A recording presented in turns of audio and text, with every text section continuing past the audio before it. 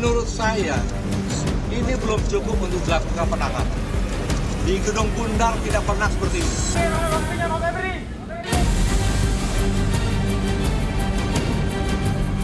Langkah-langkah tersebut bukanlah cara-cara atau langkah-langkah untuk menghindari proses hukum.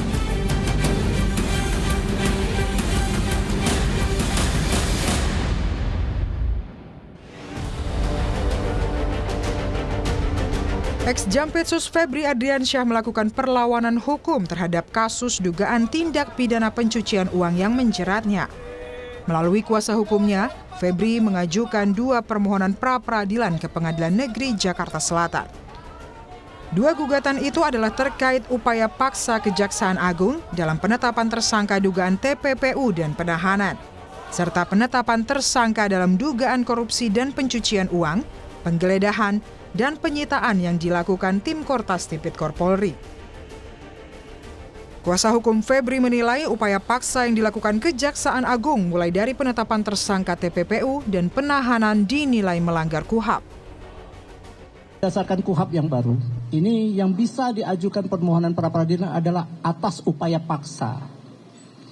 Yang kami telah analisa secara bersama selama beberapa hari ini, upaya paksa apa saja yang merupakan suatu yang kami anggap dan kami menilainya sebagai bagian dari ada penyimpangan-penyimpangan.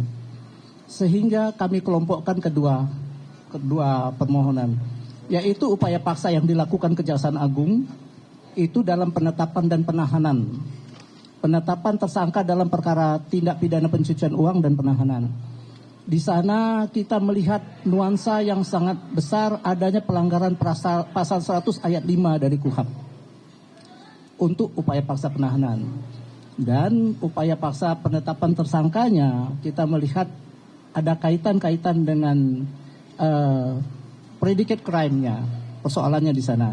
Oke, itu secara garis besar. Kedua permohonan itu akan diajukan secara terpisah karena objek tindakan yang dimohonkan untuk diuji berbeda. Kuasa hukum ex-Jampitsus Febri Adriansyah juga menegaskan bahwa pengajuan pra-peradilan bukan merupakan upaya untuk menghindari proses hukum. Langkah ini merupakan hak hukum yang dijamin dalam undang-undang. Rencana yang akan dilakukan dan sudah dijelaskan tadi yaitu mengajukan 2 permohonan pra-peradilan. Perlu kami sampaikan langkah-langkah tersebut bukanlah cara-cara atau langkah-langkah untuk menghindari proses hukum. Jadi ini perlu kami sampaikan sekaligus sebagai edukasi pada publik. Langkah-langkah ini merupakan penggunaan hak yang dijamin oleh hukum, dijamin oleh undang-undang untuk memastikan dalam porsi kami sebagai penyeimbang untuk memastikan agar penegakan hukum itu berjalan sesuai dengan prinsip due process of law. Kejaksaan Agung merespon permohonan 2 pra-peradilan oleh ex-Jampitsus Febri Adriansyah. Melalui pesan singkat kepada Kompas TV, Kejaksaan Agung bilang itu adalah hak Febri sebagai tersangka. Dalam pesan tersebut, Kapus Penkum Anang Supriyatna menuliskan, "Kita tunggu saja, ini masih proses penyidikan. Terkait statement Pak FA, itu hak beliau, dan ada mekanisme pra-peradilan diatur dalam KUHAP." Pakar Hukum Universitas Mula Warman Herdiansyah Hamzah menyebut, pada kasus yang menjerat Febri Adriansyah ada sejumlah celah yang bisa dimanfaatkan oleh tim kuasa hukum. Salah satunya adalah penyerahan kasus yang terkesan hanya berkutat pada Kejaksaan Agung dan tim Kortas Tipikor Polri. Penyerahan kasus Febri dari tim Kortas Tipikor Polri ke Kejaksaan Agung dinilai sebagai upaya internalisasi antara kedua lembaga. Dan ini bisa dijadikan salah satu celah bagi tim kuasa hukum Febri untuk diajukan dalam pra-peradilan. Ya, justru celah itu yang kemudian coba untuk digunakan sebagai bagian dari hak dari setiap orang gitu ya, untuk mengajukan pra-peradilan. Makanya tadi disebutkan bahwa itu pun sebenarnya belum clear ya. Saya kira Pak Magdir agak sedikit insinuatif Karena problemnya adalah, jadi memang sejak awal ada ketidakterbukaan dalam proses penegakan hukum dalam perkara Febri. Misalnya, ketika kemudian sprindik baru dibuat pasca penyerahan, lagi-lagi soal penyerahan ya, dari Kortas Tipikor Polri kepada Kejaksaan Agung, sprindik yang kemudian dibaca oleh publik, termasuk dari pemberitaan teman-teman media, itu kan selalu menyebutkan perkara 434, 445, tetapi tidak diuraikan secara lebih detail sebagai bagian dari hak publik untuk memahami dan mengetahui bagaimana proses penegakan hukum agar on the track sebagaimana yang diharapkan, sebagaimana diharapkan oleh publik. Jadi kalau kemudian disebut bahwa proses penyerahan itu adalah hal yang lumrah, saya mengkhawatirkan jangan-jangan kita permisif dengan proses penegakan hukum dengan cara-cara yang sebenarnya ya tidak rasional. Kan itu yang sebenarnya diharapkan oleh publik. Makanya sedar awal kita selalu memberikan kritikan secara tajam bagaimana kemudian penyerahan ini dilakukan secara tidak wajar. Kuasa hukum ex-Jampitsus Febri Adriansyah sebelumnya juga telah membongkar setidaknya ada 9 kejanggalan atau indikasi pelanggaran hukum acara yang bisa dijadikan bahan dalam pra-peradilan. Kuasa hukum menyebut ada praktik penggabungan 2 perkara yang dianggap tidak sinkron antara sprindik yang satu dan yang lainnya. Sampai saat ini ya, kami mengidentifikasi setidaknya ada 9 kejanggalan atau indikasi pelanggaran hukum acara dalam penanganan perkara dengan tersangka Pak FA yang ditangani oleh Kejaksaan Agung. Kami menemukan dari 3 sprindik tersebut ada praktik penggabungan 2 perkara tindak pidana dalam 1 sprindik. Jadi ada perkara tindak pidana korupsi dan TPPU. Padahal seharusnya tidak boleh seperti itu. Seharusnya sprindik tindak pidana korupsinya, kalau memang ada buktinya, itu sprindik yang terpisah.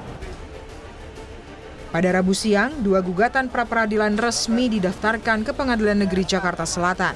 Tim advokat meminta Pengadilan Negeri Jakarta Selatan menyatakan surat penetapan tersangka dan surat penahanan tanggal 24 Juli 2026 bersifat tidak sah. Selain itu, Kejaksaan Agung juga dituntut untuk segera membebaskan Febri Adriansyah dari tahanan dan menghentikan proses penyidikan perkara.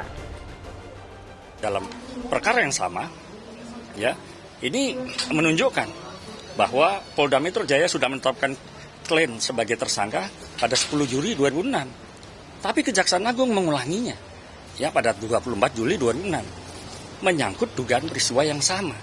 Ini membuka peluang 1 orang dituntut 2 kali. Kemudian proses tergesa-gesa dan penandatangan oleh pejabat yang tidak berwenang. Sementara untuk pengembangan kasus ex-Jampitsus Febri Adriansyah, penyidik Kejaksaan Agung melakukan pemeriksaan terhadap 4 orang saksi dan menggeledah sejumlah lokasi di Jakarta Selatan dan Depok, Jawa Barat. Rumah ini milik sejumlah orang yang diduga terkait jejaring kasus TPPU. Adapun ke-4 orang yang diperiksa berinisial T, ER, DH, dan HH. Penyidik juga menggeledah kantor tersangka Don Rito dan rekan di Jakarta Selatan. Selain itu, penggeledahan juga dilakukan di kantor PT HI, PT KPE, dan PT SME yang berada di Jakarta Selatan dan rumah tersangka Nurman Herin di Depok, Jawa Barat. Penggeledahan yang sedang berlangsung di beberapa tempat, di antaranya di kantor di daerah Jakarta Selatan, kedua juga daerah perkantoran juga di beberapa tempat, baik itu PT HI, PT PIS, PT KPI, dan PT beberapa PT di daerah Jakarta Selatan, juga sebuah rumah di daerah Depok, Jawa Barat. Tak hanya itu saja, seluruh temuan yang dikumpulkan penyidik termasuk yang ditemukan tim Kortas Tipikor Polri, baik penggeledahan serta keterangan dan bukti yang disampaikan tim 9 Kejagung terus dikembangkan. Kejaksaan Agung juga menegaskan, ex-Jampitsus Febri Adriansyah telah diberhentikan sementara sebagai jaksa sejak 31 Juli lalu, sambil menunggu keputusan berkekuatan hukum tetap. Hubungan FA sama perusahaan-perusahaan yang didirikan sama Don Rito? Yang jelas nanti itu pendalaman dari hasil pemeriksaan saksi-saksi dan juga dari hasil beberapa barang bukti yang didapat oleh penyidik, baik yang diperoleh dari perkara sebelumnya yang sudah ditangani oleh tim penyidik Kortas Polri maupun hasil dari penggeledahan dan pemeriksaan saksi yang dilakukan oleh tim 9.